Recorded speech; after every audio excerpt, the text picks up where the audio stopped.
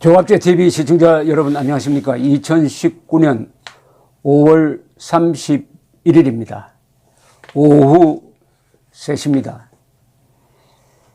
문재인 정권이 등장하자마자 새로 추진한 게 전시작전 통제권 조기 전환입니다. 전시작전 통제권 조기 전환인데, 이 전시작전 통제권은 연합사와 한미연합사와 관계가 있습니다. 한미연합사는 1978년에 발족을 했는데, 연합사령부를 두어가지고 한국과 미군이 한국에서 합동작전을 한다는 개념입니다. 한미연합사령관은 미군, 부사령관은 한국, 그리고 한국 장교와 미군 장교가 각 부처에서 같이 근무를 하면서 긴밀하게 한반도에서의 작전을 수행한다. 전시에는, 평시가 아니고 전시에는 주한미군 사령관이 겸하게 되는 한미연합사령관이 지휘권을 갖게 된다.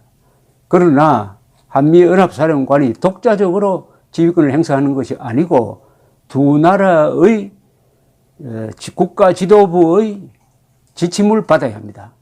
그것은 양국 대통령, 양국 국방장관, 양국 합참의장으로 구성된 두 나라 국가 지도부가 정하는 전략 지침에 따라서 연합사령관이 임무를 수행하게 되는 것입니다. 그래서 이 시스템은 세계에서 가장 잘 마련된, 합리적이기도 하고 효율적인 한미연합사입니다. 연합사령부입니다. 이 연합사령부가 만들어진 다음에 한국과 미군이 동등한 자격으로 같이 근무를 하게 되었습니다. 그리고 평시작전권은 이미 노태우 정부 때 한국군이 가져왔습니다. 그래서 이것은 공평한 게임이지 한국군이 미군에 예속되는 게 아닙니다. 최종적 결정은 양국 대통령이 합의해서 내려주는 것입니다. 그런데 좌익들이, 북한이 이게 한국의 사대주의적 표현이다. 자주국방을 하려면은 연합사를 깨야 된다든지 아니면은 전시작전권을 가져와야 된다는 이런 선동적 이론을 만들었고, 여기에 넘어간 사람이 노무현 대통령이었습니다. 그래서 노무현 대통령이 전시작전권 환수라는 말을 써가면서, 환수라는 말은 사실과 다릅니다. 환수라는 말을 써가면서 전시작전권을 한국군이 단독으로 행사하겠다 이렇게 나왔을 때, 그때 예비역 장성 그리고 애국 세력들이 이것은 한미동맹을 약화시킨다 해가지고 들고 일어나가지고 1000만 명 서명운동도 하고, 그래도 2012년에 한미연합사를 사실상 해체하고 전시작전권을 독자적으로 행사한다 해가지고 한국과 미군이 합의를 했습니다. 미국도 내키지 않았지만은 한국이 굳이 그렇게 나오니까 합의해 주었는데, 이명박 정부 때 그 기한을 2012년에서 2015년으로 넘겼어요. 박근혜 정부 들어서 가지고는 다시 2015년이라는 그 시한을 정하지 않고 전시작전권 전환의 조건이 맞을 때 한다 해가지고 사실상 무기 연기시킨 것을 문재인 대통령이 집권하자마자 또 바꿨습니다. 조기 전환한다, 조기 전환한다 이렇게 된 겁니다. 근데 한미연합사가 있으면은 한국에 절대적으로 유리한 것은 이겁니다. 한미연합사의 작전 계획에 따르면은 한국에서 전쟁이 일어나면은 미군은 약 60만 명을 보내게 되어 있습니다. 비행기도 한 1000대를 보내게 작전 계획이 되어 있는 것입니다. 그리고 그 한미연합사를 주식회사에 비교하면은 한국이 50%, 미국이 50%입니다. 그런데 실질적으로 입는 이득은 한국이 훨씬 더 많습니다. 한국은 예컨대 100원을 투자하고 전쟁이 일어나면은 한 10만 원어치의 이득을 보는 그런 구조가 되어 있어요. 그래서 가장 잘된 연합작전 기구다라고 해가지고 세계가 아주 높게 평가하고, 특히 일본 같은 데서 부러워하는 이 기구를 왜 해체를 하느냐, 왜 해체하느냐에 대해서 노무현 대통령이 실토를 한 적이 있습니다. 노무현 대통령이 언제 실토를 했느냐 하면은 2008년 10월에 어떤 강연을 통해서 이런 이야기를 했습니다. 북한은 한국보다 미국을 더 불신하고 두려워합니다. 유사시에 미국이 작전 통제권을 행사하는 상황은 북한을 더욱 두렵게 하여 남북 간 대화와 협상이나 신뢰에 도움이 되지 않습니다. 동북아 평화 구조를 위해서는 다자 안보 대화가 필요합니다. 그런데 미국이 한국군에 대한 작전 통제권을 행사하고 있는 상태라면 이 대화 체제에서 미국이 너무 커 보이게 되고 이것은 다자 체제에 도움이지 않을 것입니다. 그 중에서도 나는 작통권의 환수를 남북 간의 신뢰 구축의 중요한 요소로 생각하고 추진하였습니다. 이게 속내를 그냥 드러낸 거죠. 말하자면 북한이 한미연합사를 무서워한다. 그러니까 북한을 안심시키기 위해서 한미연합사의 4.13 무력화, 즉 전시작전권의 전환을 추진하게 되었다. 이게 결국은 북한 노동당 정권 편하게 하기 위해서, 덜 불안하게 만들기 위해서 했다는 고백입니다. 아니, 적과 대치하고 있는 상황에서 적이 불안해야지, 적을 안심시키려면은 항복하면 되잖아요. 아니면 무장해제하면 되지. 너무나 적나라한 이 고백인데, 이게 2008년 10월에 나온 고백입니다. 물러난 다음이에요. 여기에 또 그 내용 중에 이게 사실과 맞지 않는 내용이 있습니다. 뭐냐? 작통권의 환수라 그랬어요. 이 환수란 말이 틀린 말이고 이게 선동적 용어입니다. 환수란 말은 자기가 남한테 줬는데 도로 받는다는 겁니다. 우리는 전시작전 통제권을 미국에 갖다 바친 적이 없습니다. 공동 행사합니다. 전시작전 통제권은 최종적으로 한국 대통령과 미국 대통령이 공동 행사하는 것이고 그 하부 지침을 연합사가 시행을 하는데 연합사령관이 미군이다. 미군 사령관이다. 그러니까 전시작전 통제권은 한국에는 없다. 이건 완전한 거짓말입니다. 한국이 50%의 발언권을 갖고 있는 구조입니다. 그런데도 환수라고 하면 안 되죠. 그래서 국방부는 전환이라고 합니다. 전시작전 통제권을 한국과 미국이 공동으로 행사하다가 이제 한국과 미국으로 나눠버린다. 이원화한다. 그래서 전환이라는 말을 쓰는데 문재인 대통령도 그렇고 노무현 대통령은 환수라고 함으로써 마치 우리가 빼앗긴 것을 도로 찾아온다는 식으로 이게 반미 운동하는 사람들한테 영합하는 이런 용어를 썼습니다. 처음부터 이게 선동적 반미적 시각을 깔고 그리고 북한 노동당 정권을 편하게 해준다는 생각을 깔고 전시작전 통제권의 전환이라는 정책이 추진되었다는 적나라한 고백인 것입니다. 결국 북한 노동당 정권과 북한군을 이롭게 하는 것이다. 이렇게 되는 거죠.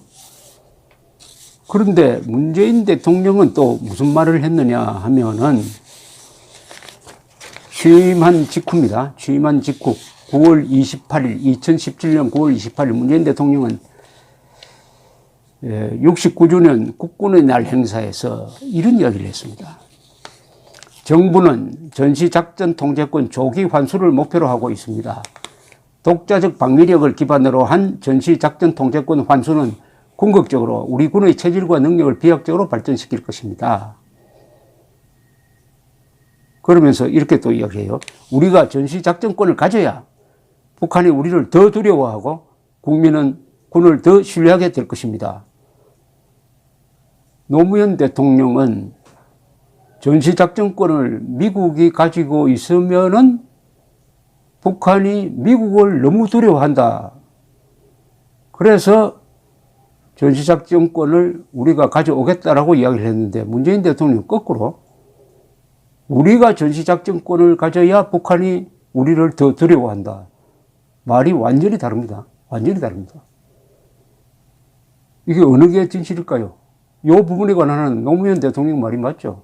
전시작전권을 미군 사령관이, 미국이 가진다는 거하고 다릅니다. 미군 사령관이 행사를 하면은 북한이 더 두려워하는 게 맞죠.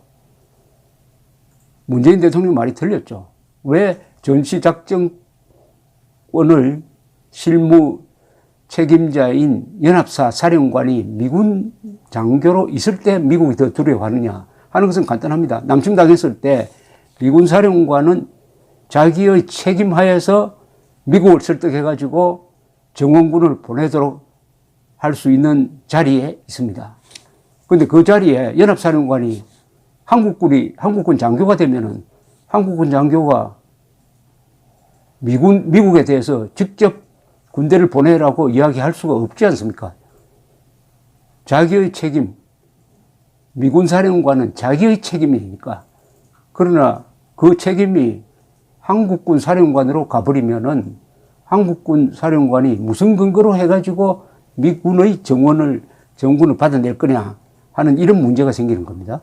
그러니까 누가 봐도 지금처럼 전시작전권이 한국, 미국 두 대통령이 공동으로 행사하고 그 밑에 실무지휘는 주한미군 사령관이 맡도록 하는 것이 북한에 대한 가장 큰 억제력이 맞습니다. 그런데 문재인 대통령은 아무 근거도 없이 우리가 전시작전권을 가져야 북한이 우리를 더 두려워한다.